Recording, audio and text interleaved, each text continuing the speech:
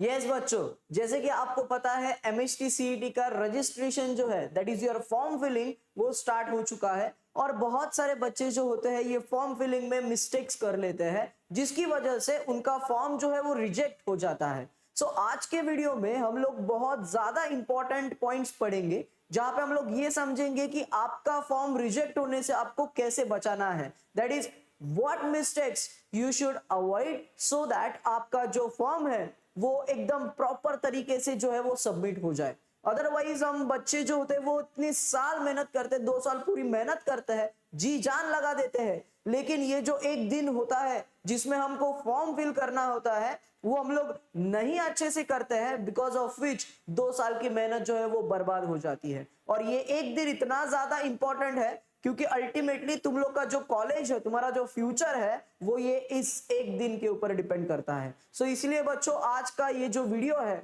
वो आपके लिए है क्योंकि आपको समझना है कि कौन से पॉइंट्स को आपको याद रखना है सो दैट आप आने वाले जो समय है जहां पे आप अपना CET का फॉर्म भरोगे वो मिस्टेक्स को आप अवॉइड करोगे। सो स्टार्ट करते हैं विदाउट वेस्टिंग एनी टाइम। और इस वीडियो में हम लोग देखेंगे सबसे पहला जो हमारा पॉइंट रहेगा उसमें हम लोग ये समझेंगे कि आपका जो एग्जामिनेशन टाइम है, आपको यहाँ पे सिंपल सी चीज, एक चीज तो पता है, क्या है वो चीज ये है कि आपका जो एग्जामिनेशन का डेट है, सॉरी ऑनलाइन रजिस्ट्रेशन का डेट है वो कहां से कहां तक है, इट इज फ्रॉम 10th जनवरी 2026 से लेके 12th फरवरी 12 फरवरी तक आप जो है ये ऑनलाइन रजिस्ट्रेशन MHT CET का आप कर सकते हो। ये बहुत इंपॉर्टेंट चीज है जो आपको मैंने बताई है। मैं बच्चों से रिक्वेस्ट करूंगा कि ये जो आपका 20 और जो आपका 30 के बीच में जो आपका विंडो है वहां पे आप जो है अपने फॉर्म्स फिलअप कर दो, अच्छे से कर दो, उसमें मिस्टेक्स नहीं करनी है और कौन सी मिस्टेक्स को अवॉइड करनी है वही हम लोग यहाँ पे आज समझने वाले हैं। तो सबसे पहली चीज आपको यह समझना है कि आपका जो एग्जामिनेशन है उसका रजिस्ट्रेशन 10th जनवरी से 12th फरवरी तक रहेगा और जो आपका ऑनलाइन पेमेंट का डेट है वो रहेगा 13th ऑफ फरवरी तक। सो ये पॉइंट आपको याद रखना है, ये समझना है। इसके अलावा आप अगर देखोगे तो यहाँ पे ना उन्होंने सब चीज मेंशन करके दी हुई है, जैसे कि PCM ग्रुप 1 अगर समझो है, for example it is a PCM group, तो आपका एंट्री कहाँ पे होना चाहिए, कौन से टाइम पे होना चाहिए, इट इज 7:30 शार्प। ये जो चीजें उन्होंने मेंशन करके दी है ना, तो ये उन्होंने ऐसे ही नहीं दी है, उन्होंने बहुत सोच समझ के दिया है सो दैट बच्चों को एग्जामिनेशन के टाइम का सीरियसनेस आए, आप बच्चे वहां पे टाइम पे पहुंचे। तो ये सब चीजें उन्होंने मेंशन करके दी है, that means they will take a strict action. Because आपको भी पता है बच्चों अब एग्जाम जो है वो 2 बार होने वाला है, साल में 2 बार होने वाला है, इसलिए कंपटीशन बहुत ज्यादा है, इसलिए वो लोग स्ट्रिक्ट जो है वो चीजें रखने की कोशिश करेंगे। सो सबसे पहली चीज आपको 7:30 और सेकेंड शिफ्ट आपका है तो 12:30 तक आपको वहां पे पहुंचना है। उन्होंने ये भी चीज बताया कि नो कैंडिडेट, देखो यहाँ पे, will be permitted after 8:45 in the morning and 1:45 in the afternoon shift. ये टाइम के बाद आप वहां पे पहुंच नहीं सकते, उनको एंट्री वहां पे नहीं मिलेगी। उसके बाद आपका लॉग इन हो जाएगा 8:50 को फर्स्ट शिफ्ट है तो 1:50 को सेकेंड शिफ्ट है, तो ये सब चीजें उन्होंने प्रॉपर मेंशन करके दिया हुआ है। टाइम पे एग्जाम स्टार्ट होगा, टाइम पे एग्जाम खत्म होगा। PCB ग्रुप के लिए भी सेम चीजें उन्होंने मेंशन करके दी हुई है। उसके बाद उन्होंने जो चीजें है वो कैसा दिया है, देखो टाइप ऑफ एग्जामिनेशन वहां पे उन्होंने बताया है, अगर PCM ग्रुप है तो उनका जो शिफ्ट रहेगा मॉर्निंग शिफ्ट, 2 शिफ्ट में होगा, morning and afternoon. Morning shift आपका 9 AM से 12 PM 3 आवर्स का शिफ्ट रहेगा, आफ्टरनून शिफ्ट आपका 12 to 5 PM रहेगा। इस तरीके से आपका शिफ्ट रहेगा। आपको जो टाइम रिपोर्टिंग टाइम दिया है उसी टाइम पे आपको पहुंचना है, नहीं तो फिर बाद में वो लोग अलो आपको नहीं करने वाले। So this is very essential जो आपको चीजें समझनी है। उसके अलावा जब आप आगे जाओगे तो आपको ना कुछ चीजें उन्होंने और अच्छे तरीके से मेंशन करके दी हुई है, वो मैं आपको बताऊंगा and those are very important, बहुत ज्यादा इंपॉर्टेंट है वो, ठीक है। यस, सो हम लोग थोड़ा सा और आगे जाते हैं। Yes, this point is very important, language of the question paper. देखो बच्चों, जब भी आप लैंग्वेज सिलेक्ट करोगे तो आपको वहां पे ऑप्शंस दिखेंगे, आप हिंदी में लेना चाहते हो, आप इंग्लिश में, या फिर आप मराठी में। तो आपको वहां पे समझना है कि आपको कौन सा लैंग्वेज प्रेफरेबल है। जो आप लैंग्वेज वहां पे सिलेक्ट करोगे वही लैंग्वेज का आपको स्क्रीन पे क्वेश्चंस विजिबल होगा। सो ये बहुत ज्यादा मैटर करता है। लैंग्वेज अगर आपने गलत सिलेक्ट कर दी, आपने अगर सबमिशन कर दिया फॉर्म का, तो फिर आप कुछ भी नहीं कर सकते।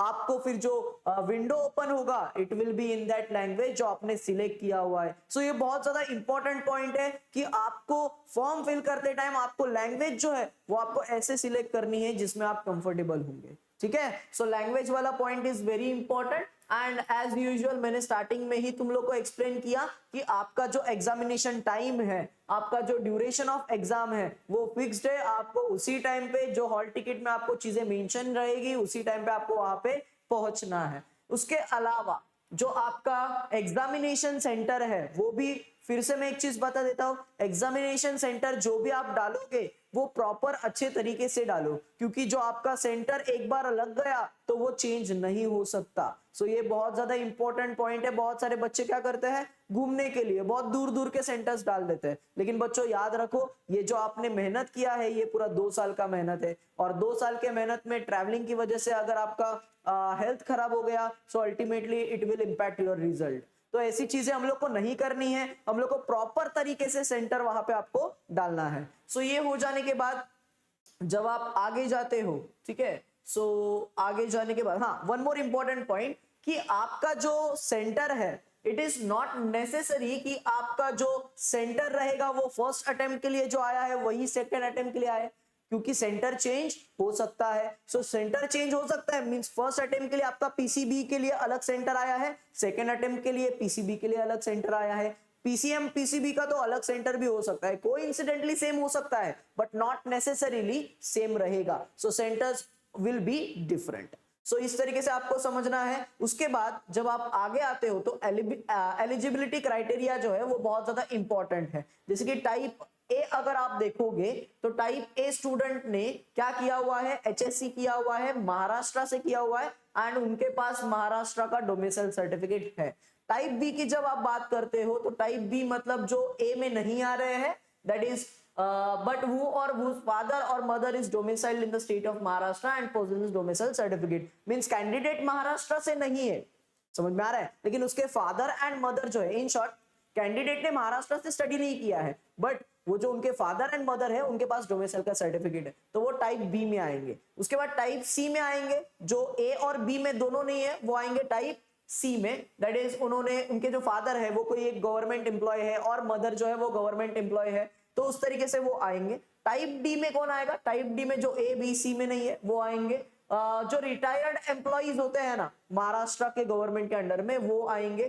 टाइप ई में क्या आएगा, टाइप ई में आएगा कि candidates passing SSC and HSC और 12th एग्जामिनेशन और डिप्लोमा और the vocational examination for recognised institute, जैसे कि महाराष्ट्र कर्नाटका बॉर्डर, जो बॉर्डर वाले बच्चे होते हैं ना, महाराष्ट्र एंड कर्नाटका बॉर्डर वाले, उसके बाद महाराष्ट्र, तो वो कहाँ पे आएंगे, लेकिन उनका मदर टंग क्या होना चाहिए, मराठी होना चाहिए, तो वो कहाँ पे आएंगे, टाइप ई में आएंगे। तो जब भी आप वहां पे टाइप ऑफ स्टूडेंट सिलेक्ट करोगे, टाइप ऑफ कैंडिडेट सिलेक्ट करोगे तो वो अच्छे तरीके से आपको मेंशन करना है। उसके अलावा जब आप आते हो और नीचे तो आपको और ऑनलाइन पेमेंट का एक पॉइंट समझेगा and that is very much important. Online payment का जब आप समझते हो, ठीक है, तो ये आधार ऑथेंटिकेशन, ये जो है ये चीजें मैंने ऑलरेडी एक स्पेशल वीडियो में आपको बताई है कि आपका जो आधार कार्ड रहेगा वो प्रॉपर आपको मेंशन करना है। आपके आधार कार्ड पे जैसा नेम है वही आपको जो फॉर्म रहेगा उसमें आपको फिल करना है। आपके मार्कशीट पे जो नाम है वही आपको फिल करना है। अगर आपके आधार कार्ड पे मार्कशीट पे नाम अलग अलग है तो आपको क्या करना है, एक वो तो पहले तो चेंज करने के लिए देखना है, इफ अगर चेंज होने के लिए टाइम लग रहा है देन आपको एक एफिडेविट बना के लेना है, ठीक है, गैजेट बना के लेना है। वो गैजेट के ऊपर प्रॉपरली मेंशन होगा कि आपका करेक्ट नाम क्या है। तो ये सारी चीजें आपको करनी है, ये मैंने ऑलरेडी एक्सप्लेन किया हुआ है एक अलग से वीडियो में, ठीक है। आपका अपार आईडी एक अच्छे तरीके से होना चाहिए, आधार ऑथेंटिकेशन, अपार आईडी वेरिफिकेशन, ये एक्यूरेसी ऑफ इंफॉर्मेशन मींस आप जो भी इंफॉर्मेशन वहां पे पुट करोगे it should be correct information, कोई भी गलत इंफॉर्मेशन हम लोग को नहीं देनी है, अदरवाइज आपका फॉर्म जो है वो रिजेक्ट हो जाएगा, ठीक है। उसके बाद आपका जो फोटो स्पेसिफिकेशन है, जैसे आपको वहां पे कैंडिडेट का फोटो कितने डायमेंशन चाहिए, क्लैरिटी चाहिए, प्रॉपर ऐसा वहां पे मेंशन किया जब आप फॉर्म फिल करते हो, तो वो सारी चीजें जो है आपको ध्यान में रखते हुए आपको फॉर्म फिल करना है।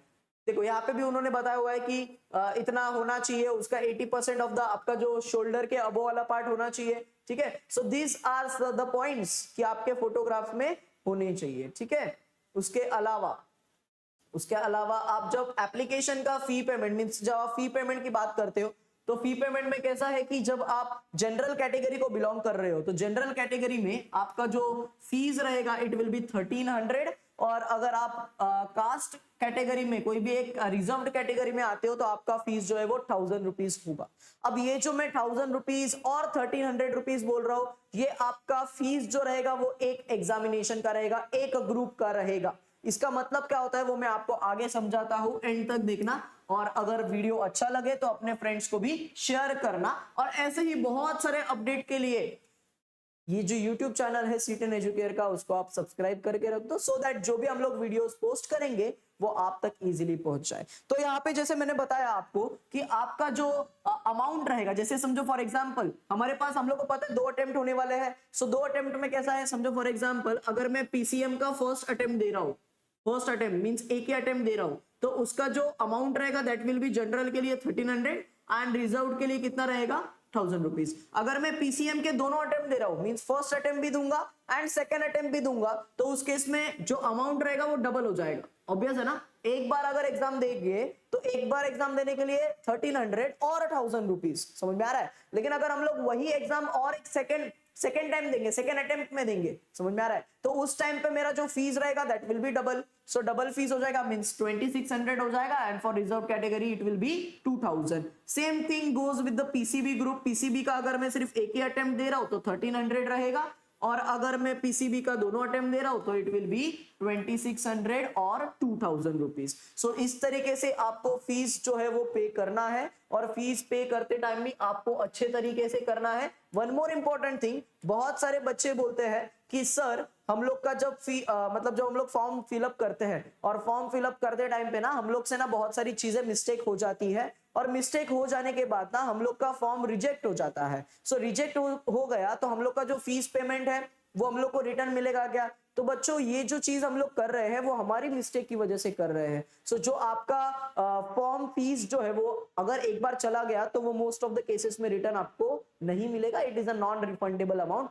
अनलेस एंड अनटिल कुछ जेन्युइन इशू है, तो जाके तुम लोग को एप्लीकेशन वगैरह बहुत ज्यादा प्रोसेस से होके गुजरना पड़ता है एंड तभी वो रिटर्न आता है, अदरवाइज वो रिटर्न नहीं आता है। तो इसलिए बता रहा हूं, पैसों की बात नहीं है बच्चों, बात है आपके 2 साल के मेहनत की। जो आपने 2 साल मेहनत किया है वो ऐसी हम लोग को वेस्ट नहीं जाने देना है, और ये एक छोटी मिस्टेक की वजह से पूरा वेस्ट आपका जो है वो मेहनत वेस्ट चला जाए, तो ये मैं नहीं चाहता हूं। इसीलिए जब भी आपको कुछ भी इशू आए तो आप कमेंट सेक्शन में लिखिए, हम लोग 100% ट्राई करेंगे कि वो आपका सोल्यूशन जो है वहां पे हम लोग प्रोवाइड करेंगे। ऐसे ही बहुत सारे अपडेट्स के लिए आप लाइक कीजिए, शेयर कीजिए एंड सब्सक्राइब कीजिए। Thank you so much.